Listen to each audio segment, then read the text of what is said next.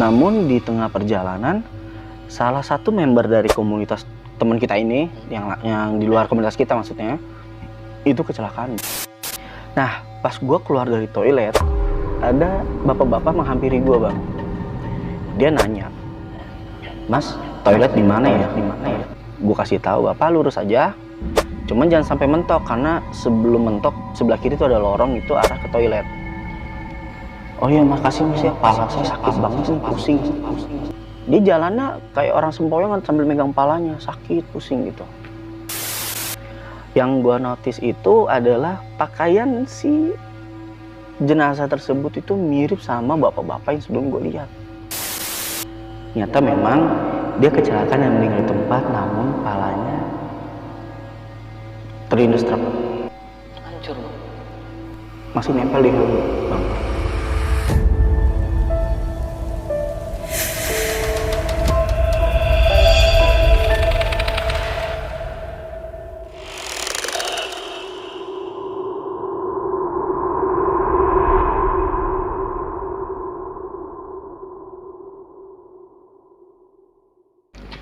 Assalamualaikum warahmatullahi wabarakatuh. Balik lagi di Penatua bareng gue Refdi Cool.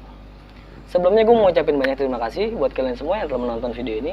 Semoga diberikan kesehatan dan dilancarkan dalam segala urusan kalian. Pada video kali ini, Tunggu dulu.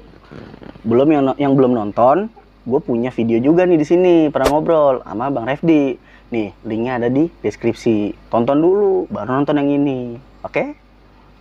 betul apa kata Bang Virus, nanti gue taruh di atas juga untuk videonya. Jadi kalian yang belum nonton part satunya, kalian bisa langsung nih kunjungin dulu part satunya supaya kalian paham dari isi cerita tersebut. Oke, nggak usah berlama-lama lagi, kita langsung simak aja cerita dari Bang Virus. Halo Bang Virus. Ya, siap Bang Refdi. Kabar hari ini gimana Bang? Wah, sehat, luar biasa. Allahu Akbar. Allahu Akbar, mantap. Semangat. Ciri khas ya Bang ya? Wah, walaupun malam-malam, tag-nya jam berapa nih sekarang nih? Hampir jam 1 ya. Harus semangat. Semangat Udah terus, pagi Bang. soalnya. Udah pagi ya. Harus semangat kalau pagi. Walaupun belum tidur Bang ya? Ya, urusan tidur kan bisa nanti. Bisa nanti Bang. Oke, Bang bisa diceritain nggak Bang dari awal untuk pengalaman Abang yang saat masih bergabung dari dalam komunitas motor tersebut? Oke, ini gue nyambung ya cerita dari sebelumnya. Nah, kalau belum nonton dulu, jangan lupa. Karena timeline ini dari gue kecil sampai gue dewasa. Nah, kalau gue di komunitas motor itu gue dari tahun 2015 Bang. Sebelumnya sih gue single fighter, nggak tergabung di salah satu komunitas manapun intinya. Pada saat itu kita di komunitas itu ada sebutannya caang, calon anggota. Artinya belum resmi jadi anggota. Saat untuk menjadi anggota kita ada ospeknya Bang. Ospek kecil-kecilan lah. Untuk mengetahui filosofi logo kita seperti apa, tujuan komunitas itu apa, visi misinya. Memang terdengar agak formal, namun sebenarnya santai sih Bang. Jadi secara langsung komunitas motor ini menampung mereka-mereka yang hobi di otomotif khususnya motor. Namun ketika sedang touring itu menganggap semua orang yang berkendara dengan roda 2 itu adalah saudaranya. Makanya ada sebuah salam dengan nama Salam Satu Aspal. Salam Satu Aspal. Iya, yang artinya selama kita di aspal, kita bersaudara. Kecuali beton kali ya Bang ya. Beton beda saudara. Mungkin beda ya. Iya. Oke. Jadi ketika itu gua di satu momen mau di ospek Bang. Dalam arti ketika gue di ospek, gue langsung dilantik. Namun ospek pertama ini kita mengajak salah satu komunitas terdekat lah, yang udah akrab lah sama komunitas kita. Akhirnya kita berangkat. Namun di tengah perjalanan, salah satu member dari komunitas teman kita ini, yang di luar komunitas kita maksudnya, itu kecelakaan Bang di daerah Ciledug. Kecelakaan lalu akhirnya ospek gue ini gagal karena kita harus ngebantu teman kita langsung melarikan ke IGD di salah satu rumah sakit. Pada saat itu ketika teman gue di IGD, gue melihat teman gue sedang diobatin. Mungkin gue pikir agak lama, akhirnya gue tinggal sebentar, tapi yang nunggu juga ada teman-teman gue yang lain. Gue tinggal ke toilet. Nah, pas gue keluar dari toilet, ada bapak-bapak menghampiri gue Bang. Dia nanya, Mas, toilet di mana ya? Gue kasih tahu, Bapak lurus aja. Cuman jangan sampai mentok, karena sebelum mentok sebelah kiri itu ada lorong, itu arah ke toilet. Oh iya, makasih Mas ya, pala saya sakit banget nih, pusing. Dia jalannya kayak orang sempoyongan sambil megang palanya, sakit, pusing gitu. Itu bapak-bapak sih belum tua-tua banget, mungkin kepala 4 ya, jadi belum tua-tua banget. Pas gue balik ke IGD untuk mengetahui kondisi teman gue, akhirnya udah diobatin. Di salah satu bilik pasien IGD gue ngeliat ada keluarga yang sedang nangis. Nah, ternyata pasien tersebut adalah orang tua dari keluarga tersebut yang sudah meninggal. Beliau kecelakaan juga, mungkin beda posisi lokasi ya kecelakaannya, cuman daerahnya masih sama. Yang gua notice itu adalah pakaian si jenazah tersebut itu mirip sama bapak-bapak yang sebelum gue lihat. Oh, yang minta tunjukin arah ke toilet. Betul. Pakai celana bahan dengan kaos berkerah, namun si jenazah ini kaosnya udah berdarah-darah ya Bang ya. Nyata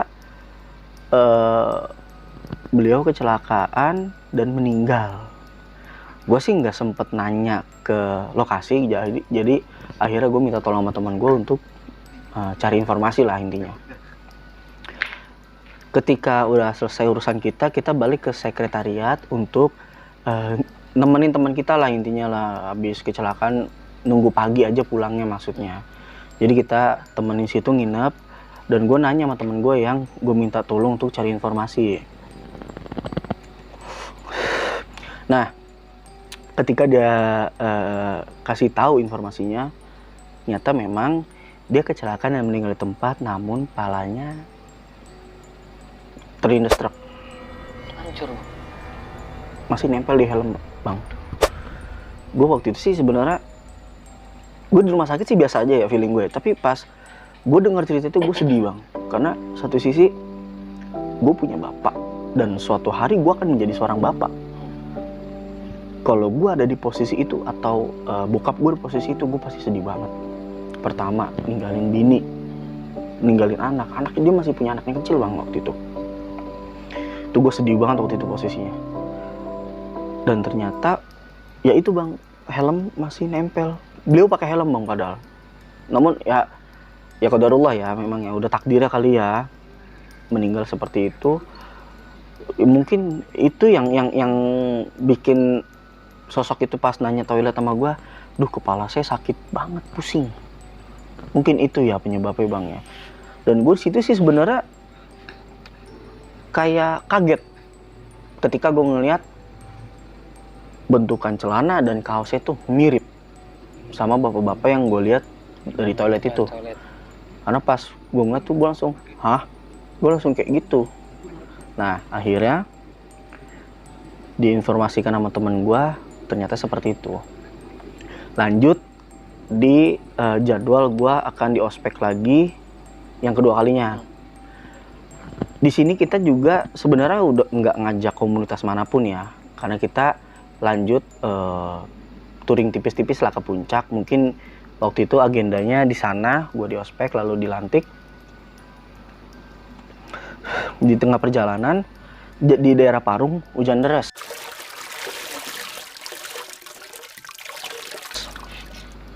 Kita semua punya jas hujan, tapi ketua umum gue inisiatif kita nunggu reda aja.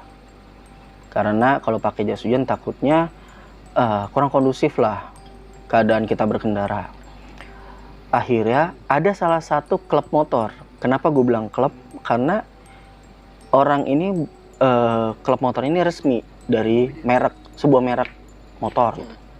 Katakanlah ya merek motor Yamaha gitu ya. Kenapa gue bilang resmi? Karena dia under langsung dari Yamaha tersebut. Kalau kita kan komunitas motor biasa ya, dalam arti isinya itu motornya tuh banyak lah jenisnya. Bang, ya? Betul, kalau dia satu jenis aja dari produk si Yamaha itu. Ngobrol-ngobrol akhirnya kita di portal sama abang ini yang dari klub Yamaha ini. Kenapa gue bilang di portal? Karena kalau anak motor di bahasa di portal itu artinya kita diajak ngopi lah, dijamu lah. Suruh mampir Bang ya? Betul. karena rumah beliau nggak jauh dari situ, di daerah Kalisuren, Parung. Oke, kita berangkat ke rumah dia. Gue akuin itu akses menuju rumah dia itu sama persis kayak jalanan rumah gue zaman dulu. Depan gang gue maksudnya. Masih banyak kubangan air, jalanan rusak, pohon gede masih banyak. Jalan satu-satunya menuju rumah dia cuma lewat situ. Sekalinya ada agak jauh muternya. Nah, di salah satu pohon gue ngeliat lagi mbak-mbak baju putih, rambut panjang, tapi posisi ngebelakangin kita. Pas nyampe gue sebenarnya ada kepengenan ngomong sama teman-teman gue. Tadi gue ngeliat kayak gini. Cuman gue mikir kayaknya nggak etis deh kalau gue ngomong, takutnya teman-teman gue pada nggak mau pulang nih. Udah suges duluan. Iya, takut ya gitu. Akhirnya gue diem aja. Akhirnya kita balik lagi lewat jalan yang tadi. Ketika kita sudah selesai dijamu, dan pas lewatin jalan yang tadi, gue sih sempat celingak-celinguk ke atas ya mata gue ya. Ternyata nyari lagi, Bang. Iya, betul. Ternyata udah nggak ada nih, aman. Pas udah nyampe keluar, pas kita mau beda arah pulangnya, gue baru cerita di situ. Udah, kita ngopi dulu lah. Gue cerita, untung ngomongnya sekarang, kata temen gue. Kalau ngomongnya tadi, wah saya nggak berani pulang, katanya gitu. Alhamdulillah, gue nggak ngomong pas kita lagi di rumah si member klub ya maaf itu.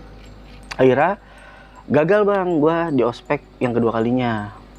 Yang terakhir kita ospek internal aja, jadi gue cuman dari komunitas gue aja yang ospek, dan itu berhasil. Nah mungkin di situ gue ngambil sisi pesannya, ya gue tuh ketika di ospek nggak usah lah ngajak yang lain lah, cukup internal mungkin untuk lebih mempererat tali persaudaraan dan solidaritas ya. Selesai urusan itu, gue sudah dilantik.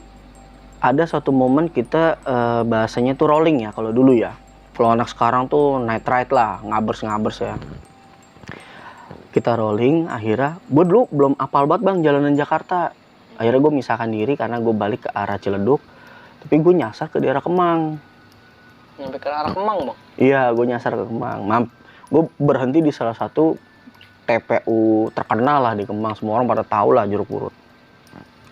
Nah, seperti yang sebelumnya gue ceritain, gue di situ berhenti untuk nginfoin ke komunitas gue via grup BBM. Waduh, nyasar nih Jeruk Purut. Ah, bohong. Akhirnya gue fotoin Tugu Jeruk Purut. Ada yang komen nih, Google ya itu ya. Akhirnya gue selfie sendiri. Zaman dulu kan kita selfie nggak bisa langsung begini ya, harus di kamera depan bang. Iya, dibalik begini ya. Nah akhirnya sebelum gue selfie, gue agak ke distract sama perhatian gue ke arah dalam makam. Gue melihat satu sosok pocong berdiri tapi goyang-goyang. Gue cuekin karena gue pikir itu batang pohon kena angin. Ketika gue udah selfie, gue ngeliat lagi, nambah jadi 3. 3 langsung bang? 3. Gue mau masukin HP gue ke bagasi depan karena dulu motor gue kan CS1 ya. Bagasinya di depan, otomatis mesin mati dong. Karena sebelumnya emang gue nggak turun dan mesin masih nyala, motor masih keadaan nyala. Ketika gue mau masukin, sebelum gue buka kuncinya itu gue ngeliat lagi, itu pocong kalau gue nggak perhatiin banget ada 7. Jadi 7? 7. Tapi kalau gue perhatiin jadi 5. Kalau cuma ngeliat sekelebatan 7. Akhirnya gue buru-buru masukin. Pas gue kontak, motor gue nggak nyala-nyala. Starter gue nggak nyala, starter listrik. Disela kayak nggak ada kompresi. Padahal aki itu gue beli malam Jumat. Itu kejadian malam Minggu. Baru selang sehari 2 hari lah bang ya? Iya, ya 2 hari lah kira-kira lah. Belum ada semingguan. Akhirnya ketika itu gue pengen turun, dalam arti gue mau periksa nih motor gue kenapa sih. Penglihatan gue tuh ke distract lagi bang ke arah dalam makam. Pocong itu udah 11 bang tiba-tiba. Nambah lagi bang? Nambah. Di situ gue udah panik, udah takut, gue ngeri mental gue down. Tapi di situ gue ada 2 pemikiran gue. Yang satu, kalau gue turutin gue takut gue ngeri mental gue down. Tapi yang satu, gue harus mikir hal-hal positif atau hal-hal yang bikin gue nggak takut. Pas gue ngeliat itu, waduh, kaki bunsin nih jadi 11. Gue langsung seketika kayak pengen ketawa, tapi gue takut ya. Akhirnya gue lari sambil dorong motor gue, masukin gigi, kopling, gue kedet-kedet dalam tujuan berharap nih motor nyala gitu. Nyala kan gue bisa langsung cabut gitu. Akhirnya nggak nyala-nyala. Gue mampir di salah satu warkop di situ. Dengan keadaan masih ngos-ngosan, gue bilang, "Bang, teh manis anget bang satu." Disediain. Nih yang jaga warkop mungkin udah sering kali ya ngalamin kejadian yang orang-orang kayak gitu ya. Tiba-tiba ngeliat sesuatu, mampir ke warkop dia. Dia langsung ngomong, "Dari makam nih bang." Gue cuman bengong. Oh, dia tahu bang? Dia tahu. Gue cuman bengong ngeliatin dia. Terus dia ngomong, "Sering kok yang ngalamin, pocongnya." Dia tahu loh. Oh, berarti banyak juga yang ngalamin kayak gitu ya bang ya? Kesimpulan gue begitu bang. Dan anehnya lagi, dia tahu jumlahnya bang. Ganjil kan? Dia emang nggak nyebutin angka, tapi ya dari 1, 3, 5, 7, 11 ganjil semua. Dia langsung ngomong gitu, gue makin bengong aja. Akhirnya, iya bang, ya udah gue berasa rileks ngobrol. Mogok ya motornya ya. Bacain Al-Fatihah aja bang, ntar gue nyala. Digituin sama dia. Akhirnya motor gue, sebelum gue nyalain kontak, gue bacain Al-Fatihah, selesai. Gue kontak, starter listrik gue masih tokcer. Normal tuh bang? Normal, tokcer, bener-bener tokcer.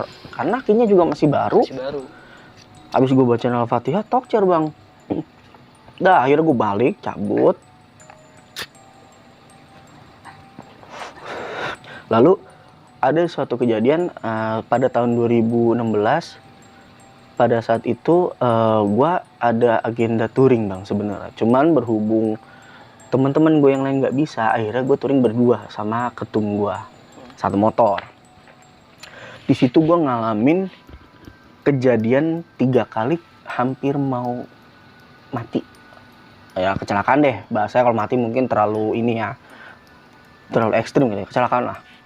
Yang pertama, ada mobil ngerem mendadak tiba-tiba, dan gue tuh hampir mau nabrak bagasinya dalam kondisi kenceng. Cuman alhamdulillahnya tuh mobil langsung gaspol lagi, jadi dia menjauhi dari gue. Di situ gue langsung mikir, oh gila nih remnya blong nih. Gue ngomong sama teman gue, "Tum, motor lu remnya blong nih." "Emang iya?" "Ya ini gue mau hampir nyaris nabrak," gue gituin. Akhirnya kejadian yang kedua, gue ngeliat ada orang nyebrang tiba-tiba. Dulu gue pakai motor Honda Tiger punya ketum gue. Itu loh, gue lari sekitar 80 atau cepet lah di Pantura ya. Kejadian itu di daerah Subang, Cihasem nama desanya. Itu orang tiba-tiba nyebrang depan gue persis. Gue ngerem mendadak tiba-tiba, dan itu mau jatuh juga. Mungkin kalau gue sendirian itu gue udah posisi stupi mungkin ya. Dia ban belakangnya ngangkat gitu. Karena gue boncengan, teman gue juga berat juga. Akhirnya nggak parah-parah banget. Pas gue nengok spion, itu nggak ada orang bang. Jadi orang yang tadi lewat itu nggak ada? Nggak ada sama sekali. Padahal logikanya kalau dia memang lari, ya nggak secepat itu juga. Masih kelihatan lah bang. Kelihatan lah, seenggaknya buntutnya di mana kelihatan lah buntutnya itu. Yang ketiga, ini yang paling fatal. Ketika kita lagi lari kenceng, kayaknya sih karena speedometer mati ya. Gue kayak lari nggak lebih dari cepet sih waktu itu, karena boncengan juga kan. Ban belakang itu pecah bang. Itu motor udah gode-gode kayak mau jatuh, nggak kondusif. Malah posisi motor itu kan harusnya jajar gini ya. Ini ban depan, ini ban belakang, ini ban depan ya. Misalkan ban belakangnya itu ngebelok bang. Jadi posisi gue kan di stang begini ya, karena gue yang bawa. Teman gue tuh di samping. Saking ban belakang tuh udah nggak kondusif. Ya? Iya, gue yang parah. Situ gue kayak mikir, ya Allah, kalau harus kecelakaan jangan sampai hamba sama teman hamba meninggal. Gue cuma nyebut satu kata kayak gitu, nyebut kalimat kayak gitu doang. Alhamdulillah kita nggak kecelakaan sama sekali. Motor nggak sampai jatuh tuh? Nggak, motor masih bisa gue kontrol. Itu bisa gue bilang the power of pepet kali ya. Power of pepet lah. Akhirnya gue berhenti ngecek, ternyata ban belakang pecah. Karena memang kondisinya bannya itu udah botak ya. Posisi jam 3 pagi di daerah situ kosong melompong, kagak ada orang lewat sama sekali. Dan tukang tambal ban nggak ada. Kanan kiri masih sawah. Akhirnya ada salah satu orang dari komunitas di Cirebon, dari Indramayu dia mau ke Jakarta. Ngeliat lah kita dorong motor, dihampiri lah. Mau kemana om? Kita mau ke Brebes om. Kenapa motor om? Pecah bannya. Dia 2 motor boncengan. Yang satu boncengan, satu enggak. Yaudah om, saya cariin di depan dulu ya. Ada atau enggak? Kalau enggak di belakang deh saya cariin. Tukang tambal ban maksudnya. Akhirnya yaudah kita nunggu sembari ngobrol-ngobrol sama temennya yang satu lagi. Ketemu tambal ban. Akhirnya teman gue dibonceng sama yang nyariin itu, karena kan sendiri kan dia boncengan, motor disetut lah. Nggak disetut, gue bawa sendiri, tapi posisi gue duduk di atas tangki. Iya, agak-agak maju lah ya. Iya, supaya pelek nggak sepelang banget gitu. Akhirnya udah selesai, kita sempet tukeran kontak, dan dia ternyata mau ke Jakarta posisinya. Nah, ini yang unik bang, setelah gue ganti ban, lu pernah ngeliat nggak Superman terbang kayak gimana bang posisi? Begitu ya? Iya. Pas gue lagi jalan di daerah Indramayu, setelah lewat jembatan, dulu tuh terkenal jembatannya, gue lupa nama jembatannya apa, tapi di situ tuh terkenalnya adalah di atas jembatan itu ada warga yang suka nyapuin jalanan. Nah, kenapa dia nyapuin jalan? Biasanya orang lewat situ ngelempar koin dengan tujuan tolak bala atau buat selamat sampai tujuan dan pulang lagi. Gue nggak tahu tuh waktu itu, karena ini itu perdana gue touring di Pantura 2016 itu. Nyata gue ngobrol, itu kenapa sih kayak gitu, dia di jalanan ngapain? Itu kita harus ngelempar koin bos, supaya kita selamat. Oh lu tahayul lu, kata gue gitu kan. Enggak, emang gitu bos, mitosnya. Setelah ngelewatin itu sekitar 2 atau 3 kilo, itu kanan kiri masih sawah bang, belum masuk Cirebon. Gua tiba-tiba pengen banget nengok ke sebelah kiri, gua nggak tahu kenapa, pengen banget nengok. Pas gua nengok sebelah kiri, kuntilanak terbang, hampir mirip kayak Superman. Terbang sejajar, bedanya gua di atas aspal, dia di atas sawah. Sejajar, bener-bener sejajar. Itu jam berapa bang kira-kira? Mau subuh, mau azan subuh, kita jam 4-an. Karena gue kejadian ban pecah itu jam 3 ya. Jam 3. Mau subuh jam 4-an atau setengah 5. Paling itu udah mau subuh. Dia terbang sejajar, bedanya gue di atas aspal, di atas sawah. Gue nggak mau ngomong sama teman gue, takutnya mental dia down atau gimana-gimana. Akhirnya gue diem, gue baca ayat kursi, gue istighfar, gue sholawat, sampai gue tahlil di situ sendirian. Akhirnya pas udah mulai masuk daerah Ciledug juga namanya, di daerah Cirebon, gue bilang sama temen gue, ini kan udah agak terang ya, jadi gue mulai nyaman lah untuk cerita. Sembari cerita-cerita, bos, lu tadi pas di Indramayu ngeliat nggak sebelah kiri kuntilanak terbang ya bos? Dia ngeliat ternyata. Oh, dia ternyata ngeliat. Lu kenapa nggak ngomong sama gue? Lalu kenapa baru ngomong? Gue takutnya lu gimana-gimana. Ya sama. Jadi pikiran gua sama temen gua tuh connect ya. Takutnya kita gimana sama gitu. Sama nggak mau bikin suges lah. Iya betul. Takutnya kita gimana gitu. Nah itu sih pengalaman pas gua touring. Pulang sih alhamdulillah aman. Masih di tahun yang sama, bedanya bulan puasa. Masih 2016. Kita ada agenda sahur bareng di salah satu rumah member kita. Kalau anak-anak kan taunya SOTR ya. SOTR. Ya, kalau kita sahur bareng aja lah. Nah, di rumah member kita ini sebelum masuk ke rumahnya itu gangnya emang agak sempit karena berbatasan juga dengan tembok makam. Pemakaman umum. Daerah Ciledug juga. Salah satu teman gua ada yang keluar sebentar untuk beli bensin karena udah mau jam 12. Takutnya pom bensin tutup, bensin dia habis, dia nggak bisa pulang kan, mogok. Akhirnya dia ke depan, di bensin, dia ngelihat ada komunitas motor juga, tapi lagi ngeres tuh, tapi agak gaduh gitu. Akhirnya dihampirin, kenapa bang? Ini bang, cewek saya kesurupan. Ceweknya kesurupan. Kesurupan. Dia nelfon gua.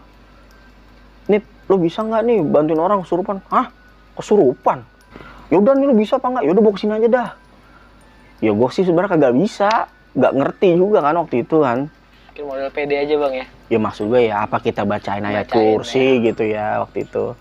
Ya udah akhirnya dibawa, pas mau masuk tatapan nih perempuan ke gue tajem. Lah, ini orang apa? Kata gue. Ada masalah pribadi apa gimana sih? Perasaan gue nggak kenal. Akhirnya gue ucap salam, assalamualaikum. Gue 2 kali salam nggak dijawab sama dia. Yang ketiga kali gue ucap salam, baru dia ngejawab. Dia jawabnya tuh kayak apa ya, orang emosi gitulah pokoknya. Terus gue tanya, "Kenapa kamu ngeliatin saya kayak gitu?" "Saya nggak suka sama yang di belakang kamu." "Maksudnya apa?" "Yang di belakang kamu pokoknya." Dia ngomong kayak gitu dong. Ya gue waktu itu belum paham. Ternyata yang dimaksud adalah salah satu yang jagain keluarga gue lah intinya. Gue sih sebenarnya nggak tahu, cuman ternyata gue lama-lama tahu hal itu ya. Akhirnya gue sama temen gue berusaha buat keluarin lah intinya, segimanapun caranya. Endingnya itu sama temen gue, dia ngambil garam kasar sambil dibacain ayat kursi, terus ditepok ke mulutnya, langsung tepar, pingsan. Langsung pingsan. Gue nggak tahu dia caranya kayak gimana, tiba-tiba kayak gitu. Nggak lama masuk lagi. Kayaknya sih ini makhluk yang sama dari depan, dari di awal kesurupan. Dia cuma bilang gini, "Saya mau anak ini. Saya mau bawa anak ini ke tempat saya. Saya suka sama anak ini." Gue bilang, "Ya kamu nggak bisa gitu. Anak ini punya orang tuanya. Kalau kamu kayak gitu, kamu egois namanya. Kamu mau kita ramein di sini. Kamu mau kita matiin di sini."